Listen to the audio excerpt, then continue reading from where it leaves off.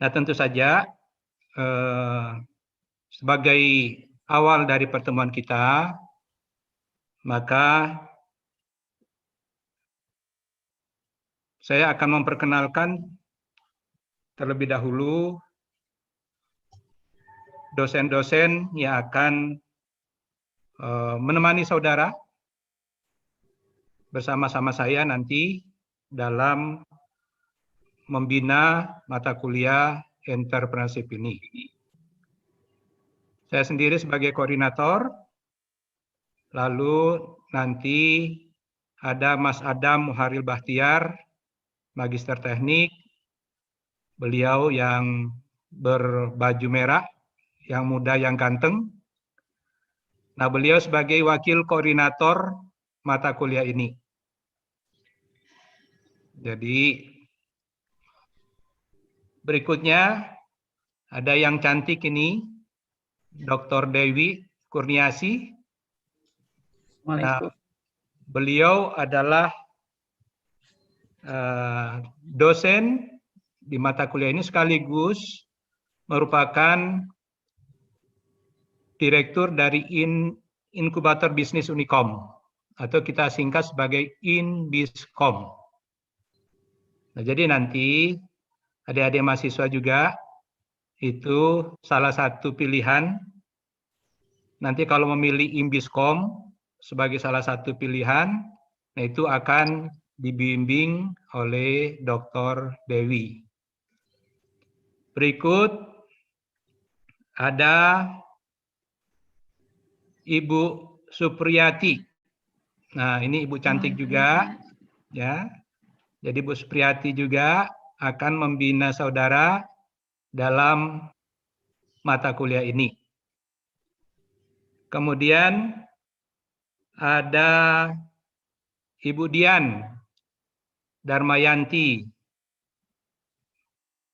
Magister Teknik. Nah, beliau juga akan membina saudara juga dalam mata kuliah ini. Lalu ada Ibu Seni Lukiardi, Magister Manajemen. Ini yang cantik juga, ya. Jadi beliau akan membina saudara dalam karya tulis. Jadi salah satu kewajiban saudara nanti adalah membuat karya tulis untuk disertakan pada conference seperti Insites Ikobes. Nah, nanti Bu Seni akan membina saudara di bidang itu. Kemudian juga saya lihat ada Mbak Arianti Yulia, ada Mbak Dina, ada Mbak Monika, dan ada Mbak Nono. Nah, beliau-beliau juga akan membantu kami dalam proses mengidentifikasi data-data tugas yang saudara masukkan, ya. Jadi termasuk karena peserta mata kuliah ini kan ratusan. Jadi setiap semester itu rata-rata 500 peserta mata kuliah. Bahkan kalau nggak salah semester ini mungkin paling banyak, ya. Mungkin bisa mencapai 1000 lebih, ya. Nah, oleh sebab itu kami harus dibantu oleh beliau-beliau tadi, karena nggak mungkin misalnya Pak Edi atau Pak Adam sendiri yang memeriksa itu, ya.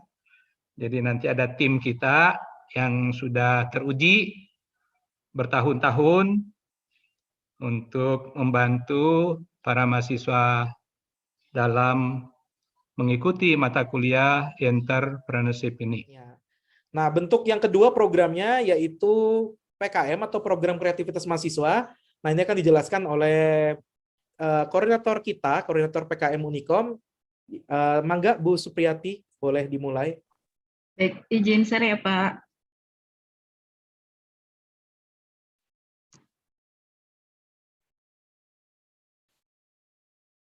Sudah terlihat belum? Sudah Bu sekarang. Sebentar. Di slideshow aja Bu, boleh Bu. Nah. Sudah slideshow Pak? Sudah terlihat? Oke. Baik. Bismillahirrahmanirrahim. Alhamdulillah wassalatu wassalamu wa ala alihi washabihi ba'du. Saya ingin mengucapkan terima kasih untuk Pak Adam atas waktu dan kesempatannya untuk mempresentasikan seperti apa mengenai sosialisasi program kreativitas mahasiswa, juga kepada Pak Rektor. Izin saya menyampaikan sekilas mengenai program kreativitas mahasiswa. Jadi program ini, betul memang program ini terkait dengan programnya Symbion Mawa Ristek Dikti yang sekarang dikenal dengan istilah Ristek Brain. Baik. Ini CV saya, ini beberapa pengalaman dalam program kreativitas mahasiswa dari tahun 2011 sampai dengan 2016. Kemudian ini pedoman program kreativitas mahasiswa di tahun 2021.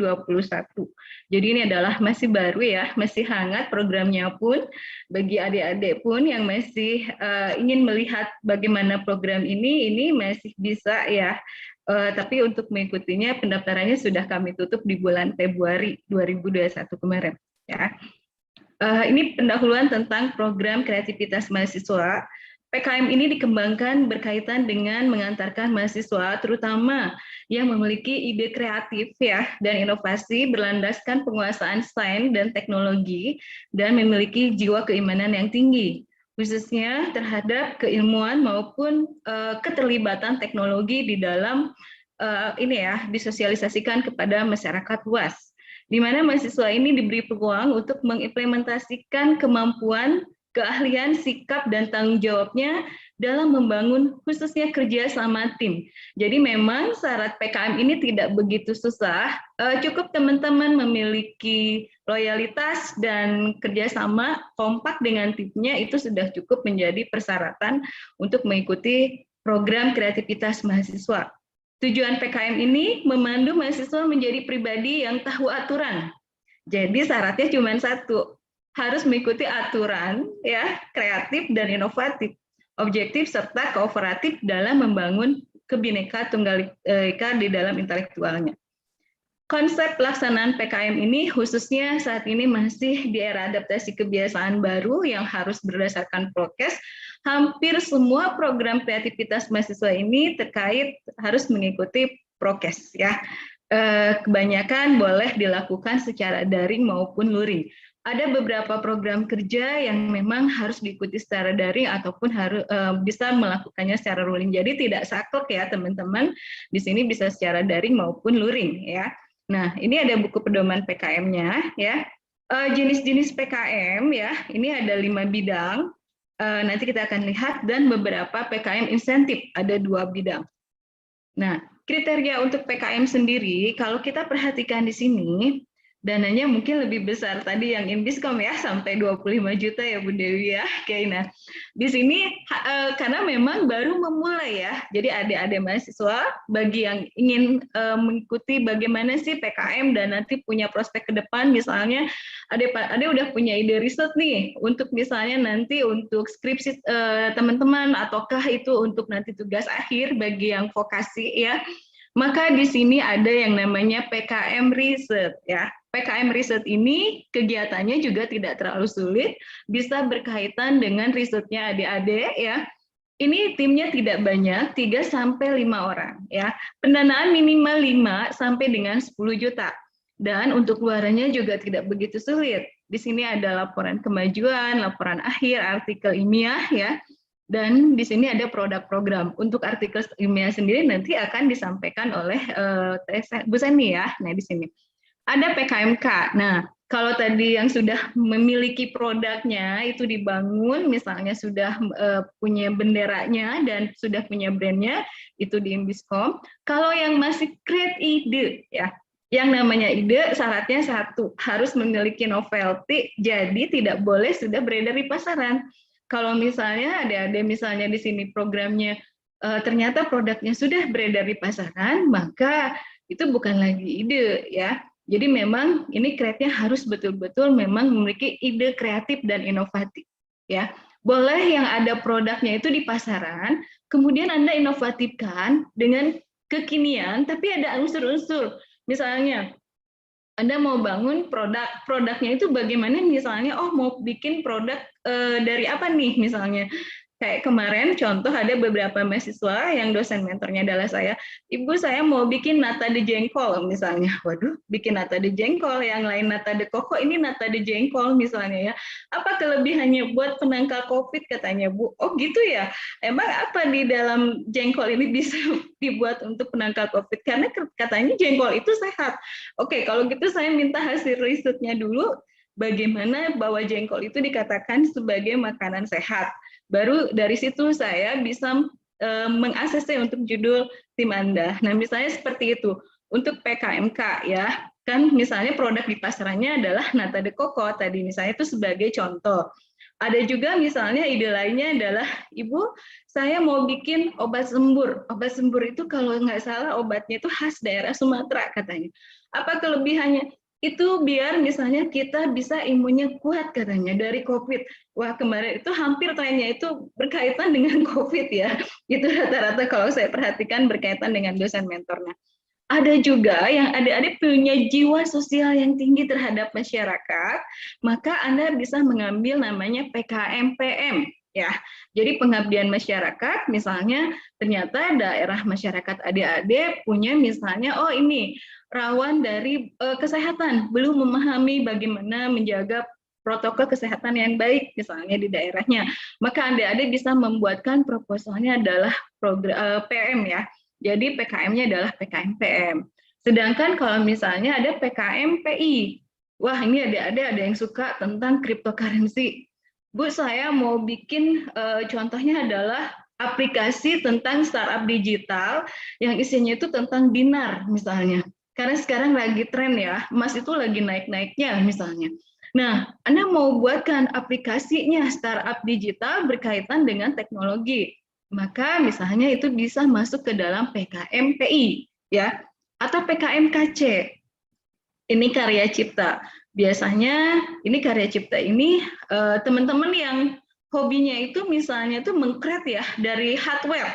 Biasanya itu kalau KC itu dominannya kalau saya perhatikan tuh dari program studi, sistem komputer itu ya, sistem komputer, teknik komputer, elektro. Nah, itu banyak sekali yang membahas tentang PKM KC. Ini ada hal baru adik-adik, bagi yang suka nge-vlog nih ya, apalagi sekarang banyak yang selebgram ya, YouTuber. Nah, itu ada namanya program GFK ya. Isunya ini harus terkait dengan SDGs ya, baik isu nasional maupun dan ini ya isunya itu misalnya itu adalah di daerah adik-adik. Terkait dengan isu SDGs ini, maka adik-adik bisa mengembangkan misalnya, Bu, contoh desa saya lagi tren ke arah SDGs misalnya. Nah, itu silakan. Itu peluang buat adik-adik mengembangkan misalnya dari sisi teknologinya. Kita kedepankan teknologinya untuk kebutuhan di kantor desa tersebut misalnya. Nah, itu misalnya seperti itu ya. Dan ada PKM GT ya. Hanya dengan membuatkan masih ide saja dan Anda create dalam sebuah proposal ya, baru gagasan loh. Ini pun bisa ya membuat ide konsep untuk masa depan itu seperti apa. Nah, itu tapi idenya memang harus yang belum ada di masyarakat. Nah, di sini ada PKM AI juga ya. Ini hasil kegiatan akademik yang memang sudah dilakukan baik itu dari hasil riset ataupun observasi yang ada di sekitarnya, kemudian Anda buatkan AI ya. Nah, itu pun sama. Rata-rata di sini dananya adalah 5 sampai 10 juta ya. Nah, itu.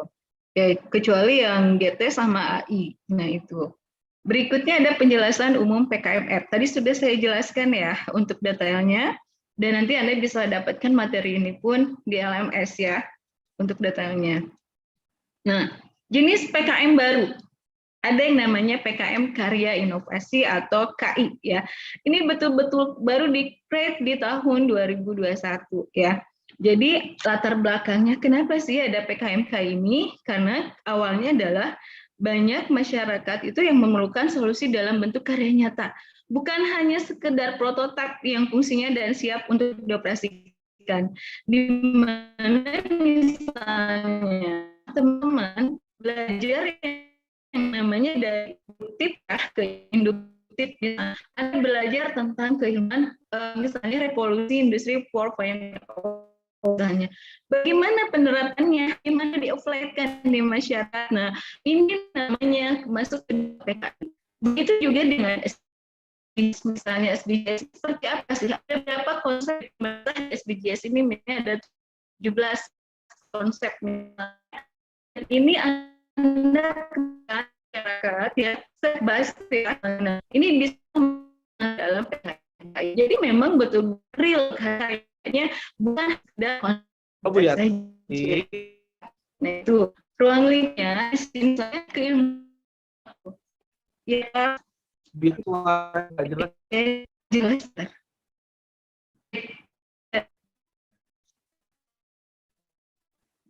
Kayaknya tertibnya Bu. Iya. Di stop video dulu aja Bu, di stop videonya. Iya. Mungkin bisa lebih lanjut.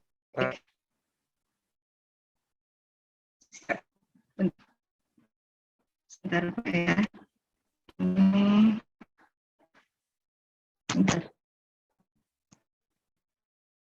Bentar ya, Mbak dulu.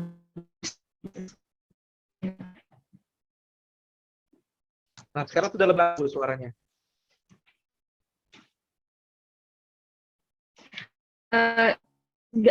Tampilannya sudah kelihatan belum?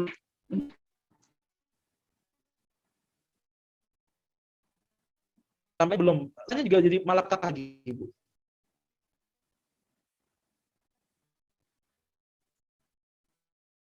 Sudah kelihatan Pak tampilannya? Masih seperti screen sharing Bu, belum nampil. Bentar. Nah, baru muncul Bu. Silahkan. Baru ya. Baik, terima kasih Ya. Pak Adam. Nah, ini ruang lingkup PKMKI ya.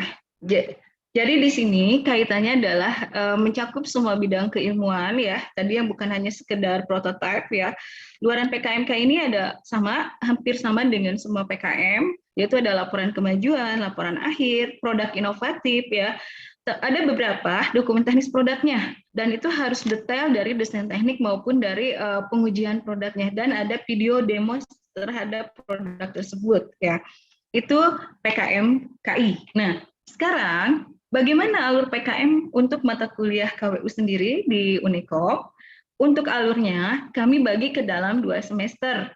Kalau misalnya di semester ganjil, maka pada saat pendaftaran PKM, kemudian di coaching proposal PKM-nya oleh dosen mentor ya, kemudian direview, itu langsung wajib diupload ke Simbel Mawa. Kalau yang di semester ganjil ya. Bagaimana kondisinya untuk yang semester genap?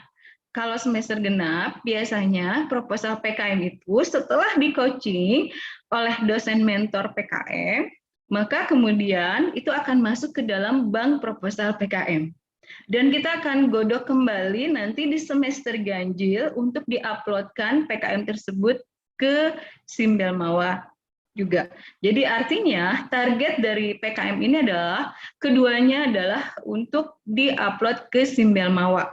Ya, karena setiap tahun Unikom punya goals ya, tujuan bahwa kita akan selalu bisa naik klaster. Dari kelas saat ini Unikom berada di klaster 4 ya untuk PKM sendiri. Semoga ke depan bisa naik klaster dengan semakin banyaknya jumlah proposal PKM yang diupload ke Simbel Mawa. Nah, berikutnya ini ada alur mentoring untuk PKM KW Unikom ya. Pertama akan melakukan pendaftaran PKM, biasanya nanti kita akan informasikan di LMS mata kuliah KWU di pertemuan ke-5 sampai 7. Jadi tolong adik-adik bagi yang berminat untuk mengikuti PKM, jangan sampai lupa ya pertemuannya, yaitu di pertemuan 5 sampai dengan 7, nanti adik-adik masuk daftar di LMS-nya mata kuliah KWU, kemudian nanti kita akan rekap dan sortir ya, berdasarkan dengan alokasi dosen mentor di pertemuan ke-8 ya. Dan pada saat pertemuan 9 dan sampai dengan 14 ini akan dilakukan proses mentoring ya oleh dosen-dosen mentor yang akan kami amanahkan adik-adik kepada tim dosen mentor sesuai dengan jenis PKM yang adik-adik ambil ya. Kemudian upload proposal PKM KWU ini di pertemuan ke-16 ya. Untuk linknya nanti pun akan disampaikan ya di LMS mata kuliah KWU. Nah, ini alur prosesnya dari mulai review PKM Unikom. Di sini ada 6 entitas yang terlibat ya. Ada dosen mahasiswa, dosen pendamping, koordinator reviewer, operator PKM, dan perguruan tinggi sendiri. Jadi memang di sini mahasiswa diminta untuk menyusun tim PKM-nya ya, dan nanti mengajukan ke dosen pendamping ya. Tapi ini mengajukannya ini tidak langsung ke dosen pendampingnya, kita akan melalui proses nanti di KWU ya. Ini kalau misalnya pada saat nanti upload ke Simbel Mawa biasanya itu, maka ini akan ada proses dosen pendamping. Tapi kalau misalnya di semester genap, karena ini ya proses pendamping ini tidak langsung dilakukan oleh dosen pendamping, maka akan di-coaching oleh dosen mentornya tersebut. Jadi dosen mentor bisa sekaligus sebagai dosen pendampingnya untuk di semester genap ya. Oke, baik. Nah, ini kalau kaitannya tadi untuk misalnya dilakukannya di ini ya, proses reviewer PKM Unikom ini dilakukannya masih sama, ada 6 entitas ya, di mana proposal PKM ini kalau tadi hasil direview pun itu dicek kembali ya, nanti semua proposalnya itu akan melalui Google Form juga ya. Untuk informasi lebih detailnya nanti akan disampaikan pada saat step sosialisasi khusus PKM ya. Oke, nah ini link pendaftaran PKM ya. PKM ini di LMS ya, di mata kuliah KWU. Ada beberapa link video PKM khususnya motivasi dari para reviewer PKM ya. Ini ada di YouTube-nya PKM ya. Nanti adik-adik bisa cek di sini mengenai tentang motivasi dari para reviewer PKM khususnya yang pernah lolos ya sampai dengan PIMNAS dan yang pernah lolos didanai Ristek Dikti di level L2 Dikti. Ini struktur panitia PKM yang ada di Unikom ya. Pembina mata kuliah KWU Pak Rektor sendiri, kemudian kita bekerja sama dengan Direktur Kemahasiswaan dan di sini berkaitan dengan kerjasama dengan koordinator mata kuliah kewirausahaan dan beberapa yang membantu kami khususnya terkait dengan administrasi dan operator PKM. Jadi kalau ada apapun nanti teman-teman bisa langsung via LMS mata kuliah ya, atau bisa langsung terkait dengan email PKM Unikom. Nah, berikutnya ini adalah dosen mentor PKM ya. Beberapa dosen mentor PKM ini kita sudah beberapa kali coaching ya. Kalau tidak salah kita dari hampir 3 semester ya, kita sudah melakukan coaching untuk mata kuliah PKM KWU. Dan ini adalah dosen reviewer ya, yang beberapa di sini pun reviewer sudah sampai PIMNAS di PKM Unikom ya, dan sesuai dengan keilmuannya masing-masing, ada di jenis PKM T, PKM K, ada KC dan lain sebagainya. Ini masih dosen reviewer PKM Unikom ya. Oke. Baik, itu saja yang ingin saya sampaikan terkait dengan PKM.